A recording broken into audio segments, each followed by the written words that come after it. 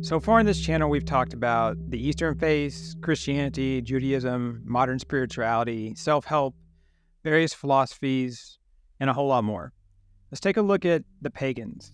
Paganism is underrated as a beautiful and valid spiritual path for us. I'm asked fairly often how one might get started on the Wiccan path, and every time I get asked that, I recommend this book. It's Wicca, A Guide for the Solitary Practitioner by Scott Cunningham. Before I read this, I was fairly ignorant on the subject of Wiccans, and now I think I probably still am, but I have a far better perspective on it, and I've progressed in my knowledge on it. So it's definitely worth a read. It's a great resource for you. Wicca and associated pagan beliefs aren't a monolith. The movement as a whole isn't unified in any kind of organized way. That's this dogmatic system of governance. It's really much more kind of wild than that. It's probably one of the best things about it as far as a lot of people are concerned. And so what exactly Wicca are as far as classification may be debatable by members of the faith. And Cunningham sees Wicca as a shamanistic pagan religion, and his explanation of it is really convincing. It's important to understand the modern history of the movement. This book was written in 1988 at a time when being a Wicca wasn't easy by any stretch of the imagination. The Satanic Panic was in full swing in 1980s America. I don't know if you're familiar with that concept, but if you've seen Stranger Things, some of the things that happen on that TV show are kind of like what happens with the Satanic Panic. It was fueled by uninformed hate by evangelical Christians and fundamentalist Catholics, amongst others, around the United States. And years later, we would see almost all of the quote-unquote facts that led up to the Satanic Panic in our country as being invalid. And we would know that we weren't in the grips of some pagan crisis, and that it was urban legends, and a lot of it was completely manufactured on purpose in order to kind of manipulate people in a certain way. So try to understand it wasn't easy for someone to freely practice this spiritual philosophy leading up to and during this time. The internet didn't exist, and essentially the only way to become a Wicca was to find a group of them in the local area, like a coven, and be initiated. Cunningham showed how one person can change the world. He wanted to change how people saw Wiccans. He very much wanted to increase the accessibility of Wicca as a practice to the individual person. And he wanted to democratize the process of becoming a practitioner. He kind of saw that it wasn't just the people that had some type of bias against the Wiccans or witches out there as the problem. He definitely saw that. But he also saw that there was a problem in kind of these cliques that happened within covens and these people that practice Wicca that had ideas about how people should or shouldn't be initiated into the order. And so there were those on the outside that were problems, but there were also those on the inside that wanted to guard and gatekeep and protect who could practice the faith. And he wanted to demystify Wiccans, and he wanted to correct some of the fallacies around the faith. And a quick note, when you hear me use the word faith, I don't mean it in some dogmatic religious way. I say it in the sense of our own spiritual practice and belief. It wasn't just collective ignorance about Wiccans, but also willful ignorance in many cases. People didn't want to understand it. It also came with literally centuries of falsehoods and misinformation. And I don't think Disney helped either. As I read through this, I became educated on this beautiful faith. For me, it has similarities to some Native American faiths and beliefs as far as the bond of love and nature go. One of the first things to understand about Wicca is that it isn't a faith of darkness. It's about love and light and the beauty and power all around us here on earth. In fact, they are very much in the camp of do no harm, not ever, not to yourself or anyone or anything else. They believe that whatever you do, light or dark, it's going to come back on you threefold.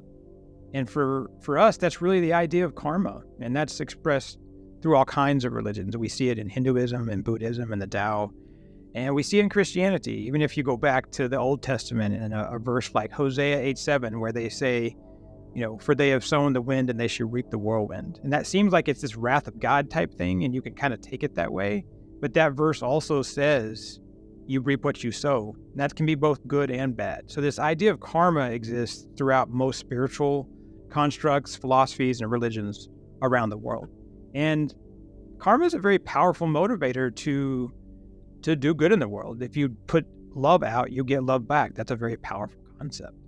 And if we give loving kindness, that we see the universe return it to us in kind. Cunningham says, we can't blame fate. Every second of each day, we're creating our futures, shaping the course of our lives. Once a Wicca takes full responsibility for all that she or he has done in this life and past ones, and determines that future actions will be in accord with higher ideals and goals, magic will blossom and life will be a joy. And that's just a wonderful quote. We're creating our reality as we move forward. What we're putting out, we're going to receive back. It's this rich, beautiful thing. Wiccan practice seems to overlap significantly with Hinduism and other Eastern faiths. Reincarnation is part of this, where I see that overlap. You see the power of breathing exercises, and there's significant crossover there. There's meditation, and the fact that focus is this important thing. And Wiccan practices focusing on something is deeply important. And we see that in the Eastern faiths all the time. Visualization is also used prominently, and the power of energy around us that can be harnessed and seen is practiced not just in Eastern faiths, but in religions all around the world. And we see that in metaphysical and philosophical constructs that we study all the time when you think about harnessing that energy around us. And there's this theme that reality is altered by intention. And this feels like a view shared, again, by multiple religions and philosophies from around the world. I see so much beauty in the oneness of everything as practiced in Wicca. And that oneness is the same thing that I see when I study various religions and spiritual philosophies around the world. We're all saying very similar things. Probably mostly we're saying the same thing. Before we move on, please subscribe by hitting the watermark in the lower right-hand corner. And if you think this video might help any friends or family, please share it with them. The power lies within you. Cunningham stresses it isn't about what you use or how you do it.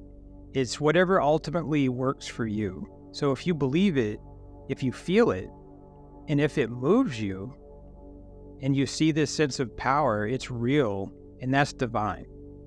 And I think that's the non-gate controlled nature of this faith really appeals to me, that the power of the universe and the peace and truth of the divine is controlled by no other human other than yourself, the individual.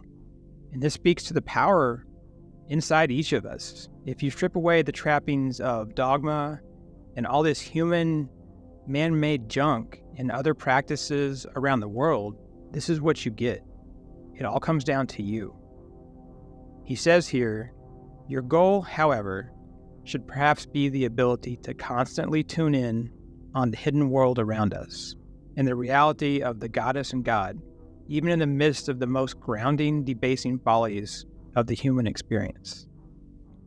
So that's perspective. That's our perspective. It all comes down to how we see it, how we interact with it, and not anybody else. Another way to say it is you are the magic. There might not be anything more important that I could tell you about this today. Spells and magic are addressed in this book.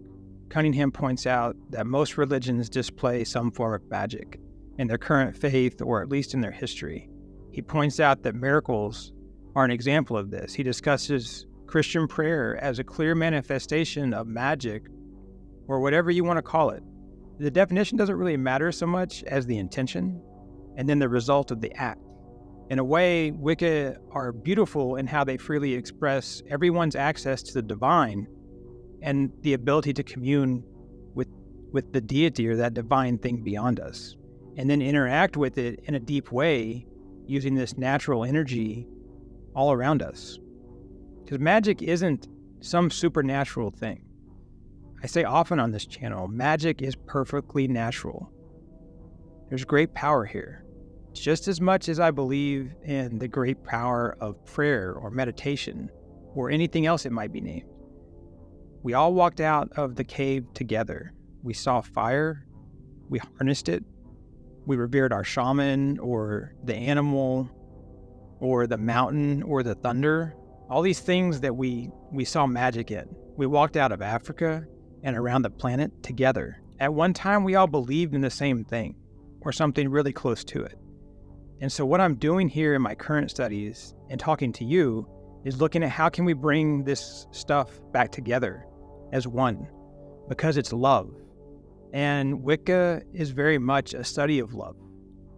Cunningham says here, Wicca is a joyous religion springing from our kinship with nature. It is a merging with the goddesses and gods, the universal energies that created all existence.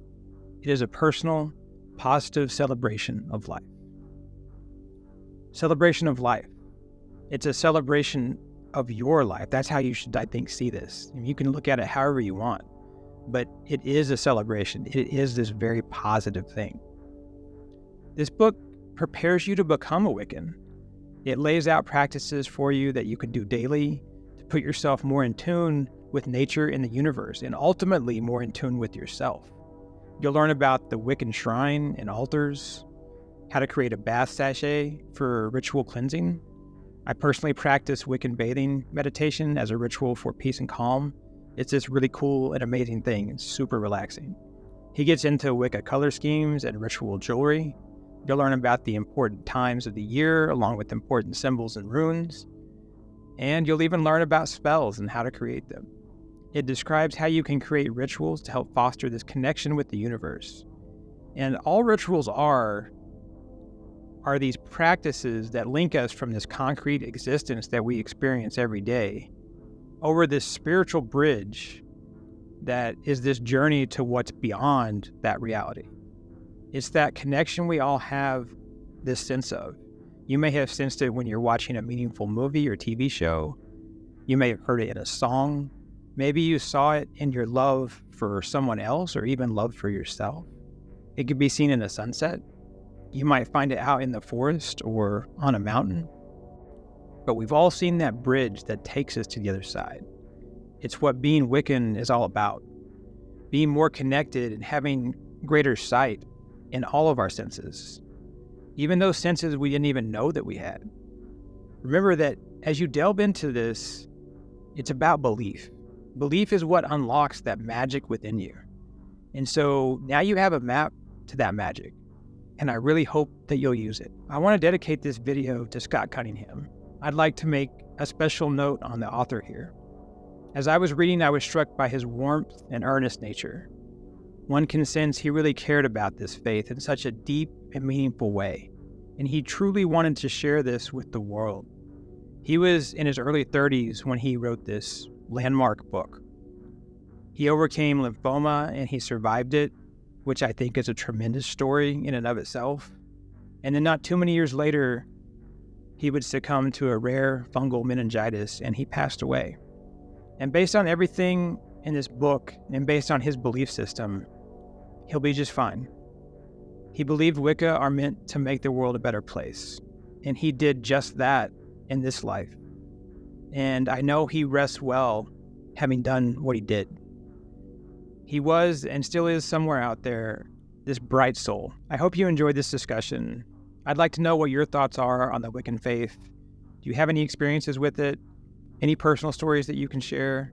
How might you use it and practice it moving ahead? For a peaceful and open-minded community where people can share their journeys, be themselves, and have conversations just like this, please visit keyshar.org.